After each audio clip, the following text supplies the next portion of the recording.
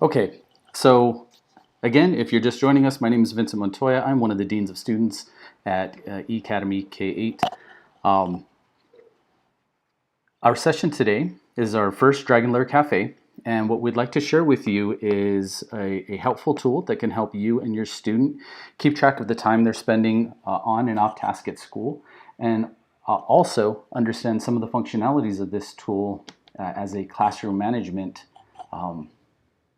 tool for teachers to use to help keep students focused and actually communicate with students live during synchronous sessions. So two-way communication, as well as sending out information directly to students. So the program actually allows them to open up browsers on student devices. So the tool I'm talking about tonight is Goguardian. And Goguardian can be used by teachers, like I said, to help with classroom management. It can also be used by parents excuse me, to monitor and limit student devices. Now, the limitations are only after school. So you could imagine there would be some conflict if a parent was limiting their students' use of YouTube during the day, and there were academic videos that students needed to watch on YouTube that because of their parents blocking, they wouldn't be able to. So the parent controls of Goguardian are only effective after school hours. And school hours defined in the Goguardian system run from 6:30 in the morning to 4:30 in the evening. So that means the parent Goguardian app can limit and restrict student activity on their APS device between the hours of 4:30 in the afternoon all the way until 6:30 the next day. So it's our hope that you find the tool useful for after school hour limiting and monitoring of student activity on an APS Chromebook or while logged into an APS Chrome account. So let's get started. I have said, I think up to this point, the Goguardian Parent App, and if I haven't, I've meant to, because that's how you're going to engage in Goguardian as a parent. You're going to want to download the application. There's one for iOS and Android. And I'm going to connect you here shortly on the screen to where you can find some links to go ahead and download that, as well as some instructions on how to download it. But before I get there, I want to make sure that you know that there's already a connection between the primary email account in our student information system and any students who you are connected to in that main account. So what I mean is if you are a guardian that doesn't have an email in the student information systems, you're not going to be able to use the Parent View app. Excuse me, the Goguardian Parent app. So what you'll have to do is log into Parent View and go in and make sure that your email account is correct in that system. Goguardian Parent is going to reference that email in our student information system and see to which students it's connected in our system. And those are the only students that you will be able to monitor. So this is true of everyone else in your student. No one will be able to monitor your student except for your student's teachers and yourself, because your email is connected to them in the student information system. If you have any questions about that, please email me, montoya_v@aps.edu, or of course use the form that's in the description of this video to submit a question while I'm presenting. So let's see where we can get the app. So first you're going to need to go to eCADEMY K-8. That is our school's website. Hopefully you've been here many times before. And you're going to want to navigate over here to the Parents tab and scroll down right here to Resources and Digital Tools. Here's where we're going to post information on widely used digital tools used at eCADEMY K-8. And one of those tools, of course, is Goguardian. So here we're going to have to scroll down past Co-Writer and Snap and Read. Definitely read about those. Those are very helpful tools for all of our students. And here we find Goguardian. It's a little bit of information about Goguardian, but what we're looking for is this link right here. When you click on this link, it is going to go to a website that is created by our Educational Technology Department here at APS. And here you will find extensive information about Goguardian Parent. Here, a notation how it's compatible with both iOS and Android. Fairly old versions too. So if you have any kind of recent edition of an Apple device, it's most likely going to work, and Android as well. So here's the link for getting started with Goguardian Parent. Here's a video. We're not going to watch it here. Here's a video that you can watch about best practices. And then here's how you get started with the app, a video walkthrough of how to do that. And again, here's both of those links again. And then here is a quick card informational infographic that shows you how to get in. So just look in your Google Play Store or your Apple Store. Search for Goguardian. Make sure that your email again is up to date in Parent View, because it is that email that will allow you to monitor your students and only your students. You're going to want to download the Goguardian app. You're going to input your email. It's just that simple. It's going to send you a verification email. Go ahead and click on that. Follow the steps in that email. Then you're going to have to agree to the Goguardian terms and conditions in order to use the app.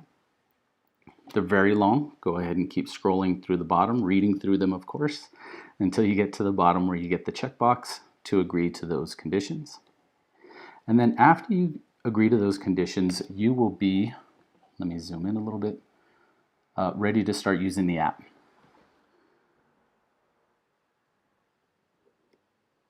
When you open the app, you will see a drop-down box, and if you have multiple students, you can click that drop-down box and select one of your several students.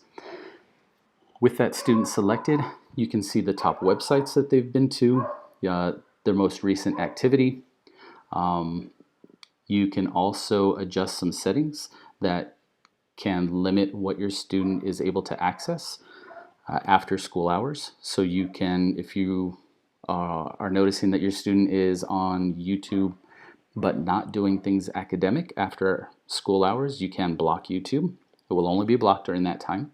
You can also set connection limits. So if you want your student to just be disconnected from that APS device, let's say at 9 o'clock, then you can set the time limit to go ahead and turn that device off at 9 o'clock. So here's filtering websites. You can just add individual websites, and if you add the base URL, so like youtube.com, then it doesn't matter what comes after that. Anything at youtube.com will be blocked. Just know, a lot of students know workarounds to get around URL blocking.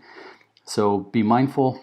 Really, best practices are, if you can, to have the device visible when your students are using it, especially after hours. If they have the device in their bedroom at night, you can do your best to limit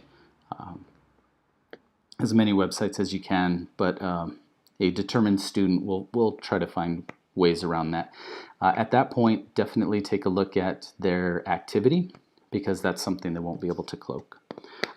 Set time limits again. You can schedule time limits on students' access, and so just 45 minutes or 2 hours, or you can just set it to turn off at a specific time.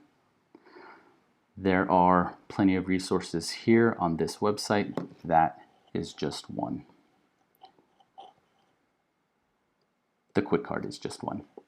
So there's plenty of videos here that will walk you through different steps. That's not really what this session is for. The session is to try to help give learning coaches some suggestions on how to best use this. So one great way is, well, probably the most seemingly intuitive way to use it is for student monitoring and accountability, right? You come home after work, or you escape your study after being in there doing work all day, and you ask your student, hey, how was school today? How was everything? And they said, it was great. I got a lot of work done. I was really connected to everything that was going on at school. I don't have anything else I need to do. I can go out and play video games because I'm done with school. Well, with the use of the Goguardian app, you can take a look at the activity of your student throughout the day and hold them accountable to the their account of what happened. Now, one thing to keep in mind is the time.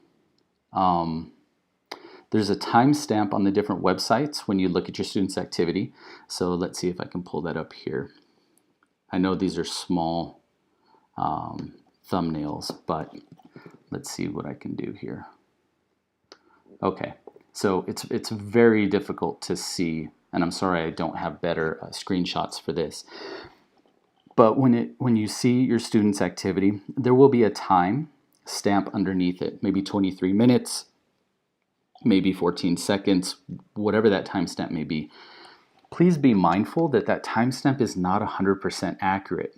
So if it shows that your student was on Edgenuity and then it shows a timestamp of, like, let's say 6 seconds, what I've seen is that Goguardian isn't necessarily great about recording the time on specific websites. I'm not 100% sure why that is, but I've done some testing and it doesn't look very accurate. Instead, when you're here, look for URLs that seem reasonable for what your student is supposed to be doing throughout the day. If it seems reasonable, absolutely trust your student and encourage the on-task behavior. If it seems unreasonable, I recommend reaching out to the teacher and asking for an activity report from Edgenuity that will show actual engagement in the program and will be a bit more accurate than this. So consider this the canary in the coal mine, right? It's some information, but not enough necessarily to make strong decisions about, if your student is accurately reporting what they did throughout the day. But it's a good little window. It's enough information to say, hey, maybe I should ask some more questions. Maybe I should engage in a conversation with the teacher. Maybe I should ask my student to say, hey, wait a minute, why don't you take 10, 15 minutes to show me, which is always a great idea, 10, 15 minutes to show me really what activities did you complete? What did you learn? Did you have to write any summaries? Can you explain to me what your activities looked like throughout the day? And kind of regardless of what this report shows, that's a great conversation to have. Definitely keep an eye out for anything that is non-academic. Our teachers have enough time to get academic content out to families.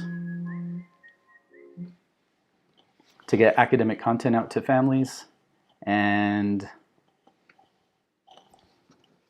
not much else. So if your student is throughout the day doing things that look non-academic, it is likely that they are off task.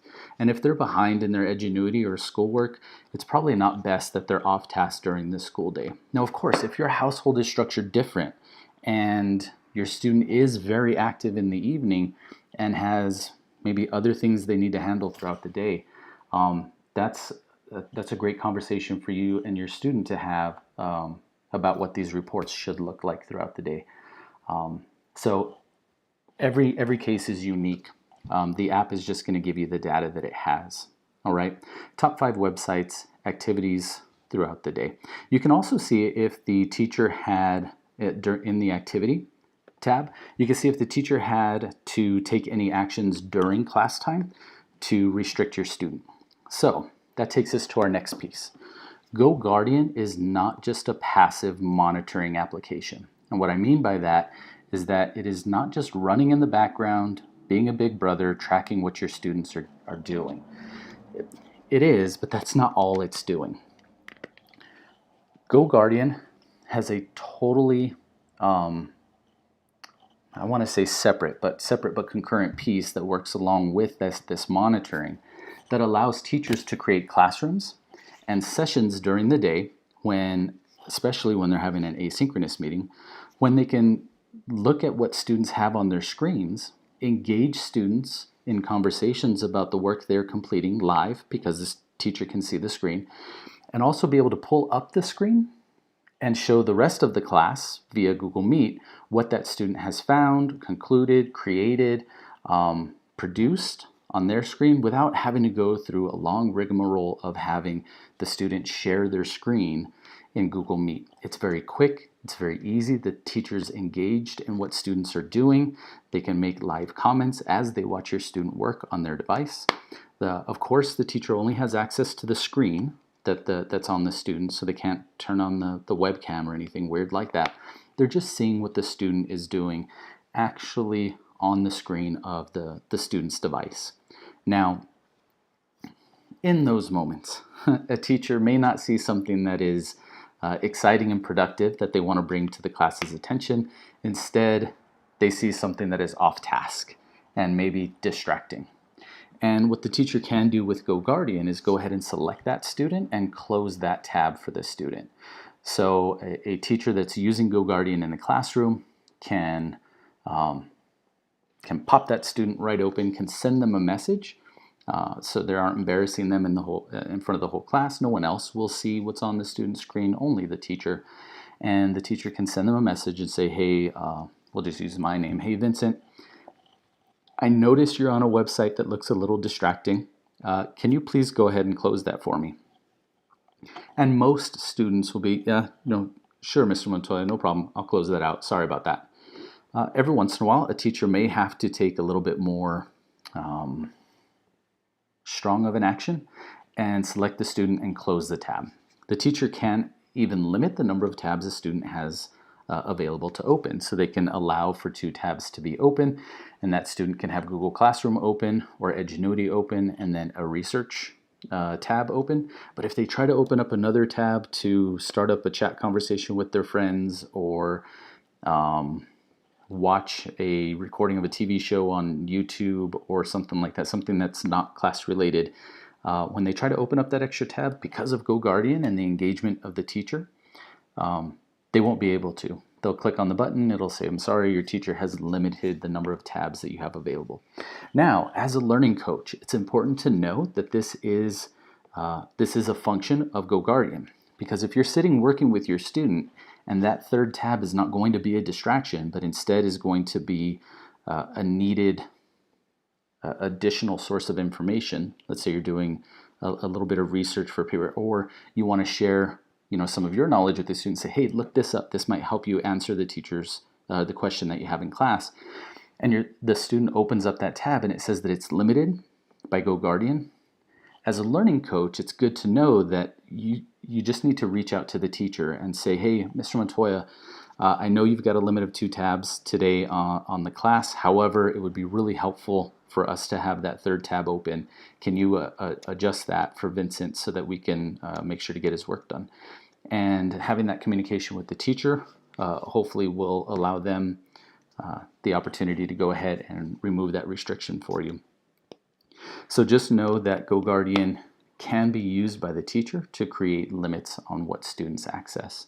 Hold on, let me check and see if anyone submitted a question. I don't see any questions. Let me refresh just to make sure.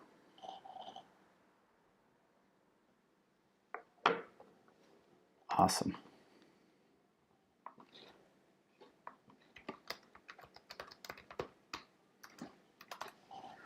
So what else can the teacher do? So the teacher will also, as they're looking at students' work and not really monitoring, but most of the time teachers, I don't want Goguardian to come off as just this Big Brother monitoring tool. That's not really what it's about. Goguardian is a live connection. It can be used as a live connection channel to the work that your students are doing. So in a brick and mortar classroom, effective teachers are walking through the classroom, taking a look at what students are doing, encouraging them to rethink processes that might be off track or to pursue processes that are on track. And they're doing that by observing student work and listening to student conversations. So in this online environment, Goguardian allows us to do that. So it allows us to see student screens, and as they're working and as they're navigating whatever activity it is that they've been assigned, it allows the teacher to observe student behaviors, intervene when intervention is necessary in both a redirective nature or an encouraging nature. So in those moments is when a lot of magic can happen. But it is also going to afford us the opportunity to see students' behaviors that may be very off task. And those off task behaviors are going to be handled by the teacher at their best efforts in that moment. but sometimes they may be referred out to the deans of students, and we may have to contact you and talk about their students' history. Just know that nobody is looking to get students in to have to intervene with students in a negative way. Teachers aren't looking to do that. We are going to make every effort to contact the student, have a conversation with them about their behavior, encourage them to discontinue the off-task behavior and stay on task. Little moves like closing tabs, things of that nature, are things that teachers are going to do well before they ever have to refer it out to a dean. So please understand that if you're getting contacted by a dean for student behavior online because of activity, it's most likely because it's going to be a serious conversation. Now, this does leave students open to having a sense of privacy because they feel like, hey, I'm at home, I'm in my kitchen, what I'm doing with the device is really my deal, right? And we need to communicate, well, and when I say we, I mean us as a staff and you as a learning coach should kind of join together in our communications with students that the use of these APS devices connects them to the APS systems and requires them to behave according to APS guidelines. We are definitely, and we don't have the ability to, we're definitely not going to monitor students' behaviors on devices that don't belong to APS. There is one caveat to that. If a student is using a personal device, a home desktop or home laptop, and they sign in to their APS Chrome browser, that environment, because it accesses their APS account, Goguardian automatically loads and automatically monitors that browser. Nothing else on the desktop, nothing else on the laptop, only that browser. And students should know that that browser can and is being monitored. So when they're signed in, their activity, they will be accountable for the activity. I bring this up now, especially because some students who might be using a personal device may unknowingly leave themselves signed in that Chrome browser for someone else in the household to use. Now, accidentally, the additional person in the household gets onto that device and begins using the student's account, and whatever they do during that session is being logged and monitored. So it's really important, if you're using personal devices, to teach your students how to sign out of their Chrome browser. Here's how they're going to do it. Now again, if they're on an APS device, the way to sign out is just to sign out of the device. APS Chromebooks can only be signed in by APS accounts, so there's no worries there, unless the student leaves it signed in for someone else to use, and that really should not happen. That is against acceptable use, okay? So if a student does have a Chromebook, please don't use it for anything other than schoolwork, and understand that any activity on that device will be monitored by APS. So to sign out of Chrome on a personal laptop, you're going to want to click on this smaller icon.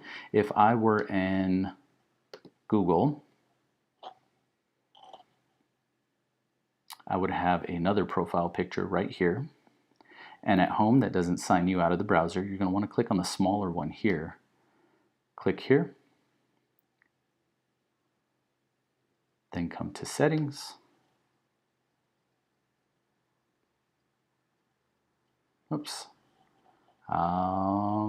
Here's my account. I click here and I say remove this person. All right, and you can remove yourself out of that account. You can remove your APS account from the browser that's installed on your personal device.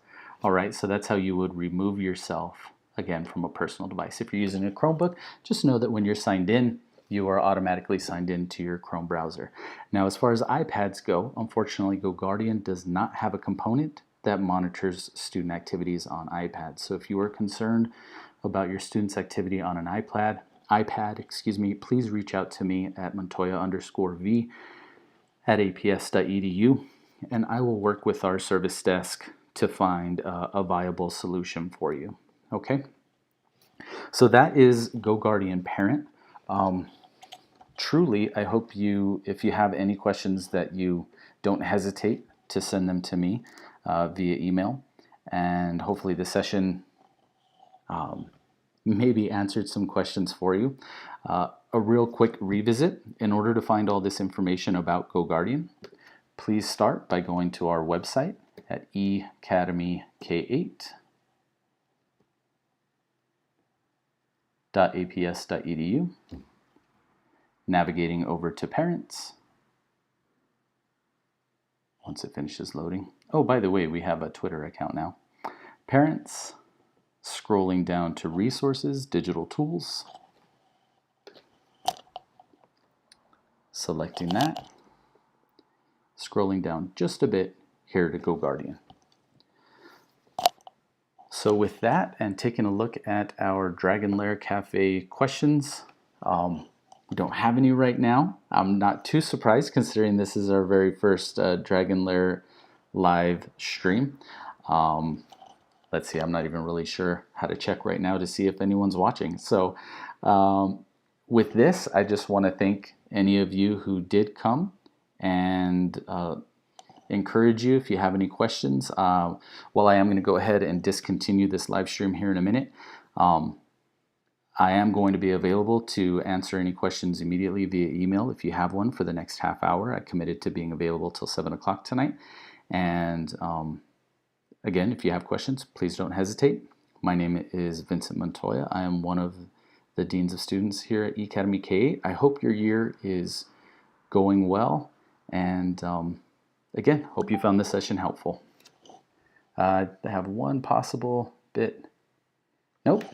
Looks like we're good. Great. I hope you have a great evening, and looking forward to reaching out again, and keep an eye out on our website for our next Dragon Lair Cafe. Thank you.